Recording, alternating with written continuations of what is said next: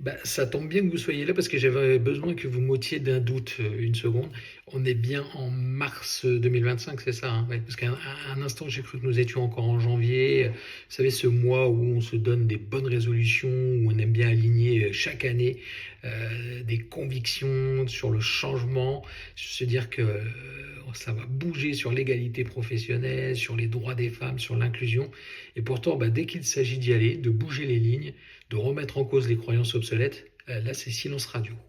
Alors on aime bien l'idée du progrès, mais pas trop vite, hein. Surtout si ça bouscule les bonnes vieilles habitudes. Soyons honnêtes, juste une seconde. Si on doit encore parler d'égalité en 2025, c'est bien qu'elle n'existe pas.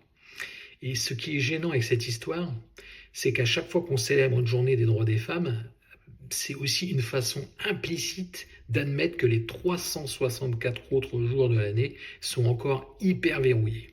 C'est un petit cadeau symbolique histoire de se donner bonne conscience. Et surtout, ne changeons rien, tout va bien. Les chiffres sont pourtant clairs.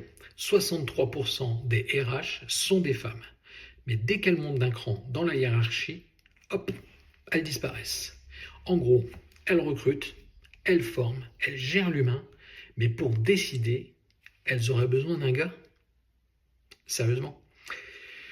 Et dans les directions générales, seulement 28% des femmes dans les entreprises du CAC 40. Encore mieux, plus elles montent, plus l'écart salarial se creuse. La magie du plafond de verre.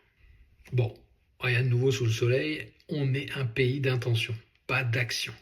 On applaudit les discours, on s'émeut devant les campagnes de sensibilisation, mais quand il faut vraiment lâcher prise et laisser la nouvelle génération prendre les rênes de leurs rêves, là on freine des deux pieds.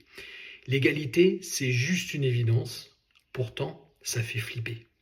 Mais vous savez quoi? On a une responsabilité. Ces nouvelles générations ne veulent plus des croyances moyenâgeuses et cro-magnonesques. Elles veulent qu'on leur fasse de la place, qu'on les écoute, qu'on leur transmette ce qu'on sait, de bien évidemment, sans leur imposer notre vision du monde, mais en leur laissant le construire.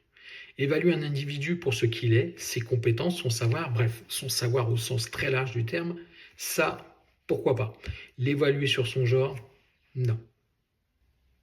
Un monde où l'égalité ne serait pas une journée mais une réalité quotidienne, c'est possible. Mais pour ça, il faut arrêter de parler et commencer à agir.